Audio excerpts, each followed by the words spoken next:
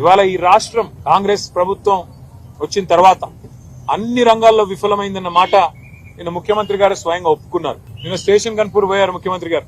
అక్కడ చెప్తున్నాడు 71,000 కోట్ల ఆదాయం తగ్గింది అని చెప్తున్నాడు. ఎవరి వల్ల తగ్గింది? ఎవరి అనాలోచిత, ఎవరి నెగటివ్ పాలిటిక్స్ వల్ల, నెగటివ్ పాలసీస్ వల్ల, నెగటివ్ ధోరణి వల్ల తగ్గింది చెప్పండి మీరు. ఒకవైపు మీరే చెప్తున్నారు అంతా దివ్యంగా ఉందని చెప్తారు. మా ప్రభుత్వం వచ్చినాక పెట్టుబడులు ఇబ్బడి ముబ్బడికి వస్తున్నాయని చెప్తున్నారు. ఇంకోవైపు మీరే చెప్తున్నారు మా ప్రభుత్వం వచ్చినాక రైతులు సంతోషంగా ఉన్నారు, రుణమాఫీ చేసినాం, అగ్రికల్చర్ బాగుందని చెప్తున్నారు. మరొక వైపు మీరే చెప్తా ఉన్నారు రియల్ ఎస్టేట్ రంగం బాగుంది, అంతా బాగుంది, ముఖ్యమంత్రి గారు 18 గంటలు పనిచేస్తున్నారని డబ్బా కొడుతున్నారు. మరి అంతా బాగుంటే 71,000 కోట్ల ఆదాయం ఎట్లా తగ్గింది? అంతా బాగుంటే తెలంగాణ తిరోగమనం వైపు ఎందుకు ప్రయాణం చేస్తున్నది? తిరోగమనం వైపు ఎందుకు పయనిస్తున్నది? దీనికి సమాధానం ఉందా? తెలంగాణ రైజింగ్ అంటూ హోర్డింగ్లు, కానీ ఈ Telangana rising, Telangana is falling అని ముఖ్యమంత్రి స్వయంగా నిన్న అప్రూవర్ అయినాడు, కన్ఫెషన్ ఇచ్చినాడు. అవును, తెలంగాణను నీ పరిపాలనలో ఒక పిచ్చోడి చేతిలాగా రాయిలాగా మార్చినావు.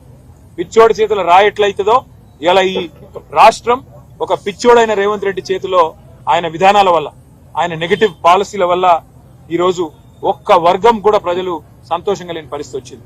మరి అదే ఆక్రోశాన్ని ప్రజలు వ్యక్తం చేస్తుంటే జర్నలిస్టులను జైల్లో పెడతానని చెప్పి ఇవాళ ఏదైతే నియంతృత్వ పోకడలు పోతున్నాడో రేవంత్ రెడ్డి గారు, తప్పకుండా దీనికి తగిన సమాధానం కాలం చెప్తుంది.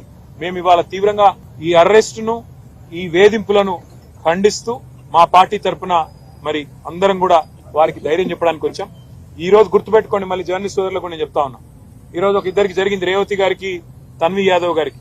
రేపు మీకు కూడా జరగొచ్చు, రేపు ఇంకొకరికి జరగొచ్చు. వాళ్ళకి జరిగిందిలే మనకేమి నిర్లిప్తంగా ఉంటే, ఉదాసీనంగా ఉంటే రేపు మీ మీద కూడా పడతారు, మిమ్మల్ని కూడా లోపల పెడతారు. కాబట్టి దయచేసి ప్రజాస్వామిక స్ఫూర్తిని కాపాడే విధంగా రాహుల్ గాంధీకి, ఆయన పార్టీకి ప్రజాస్వామ్య లక్షణాల్ని మళ్ళీ గుర్తు చేసే విధంగా దయచేసి మీడియా కూడా గొంతు విప్పాలని చెప్పి కూడా మేము మిమ్మల్ని కోరుతూ